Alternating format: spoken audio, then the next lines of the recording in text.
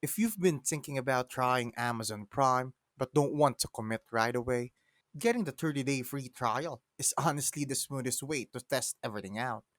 Start by opening your browser and heading to the official Amazon website, then sign into your account. If you're new to Amazon, just create a quick account. It only takes a minute. Once you're logged in, go to the Prime tab at the top of the page and you'll see an option that says Start your 30-day free trial. Click that, choose your payment method, and Amazon will activate the trial instantly without charging you upfront. From there, you'll get full access to Prime Video, faster deliveries, Prime exclusive deals, Prime Reading, and a bunch of other perks you might not even know exist.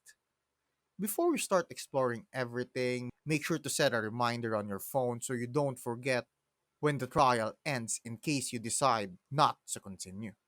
Super straightforward, no tricks. That's how you unlock the 30-day Amazon Prime free trial. Thanks for watching. Make sure to subscribe for more useful content.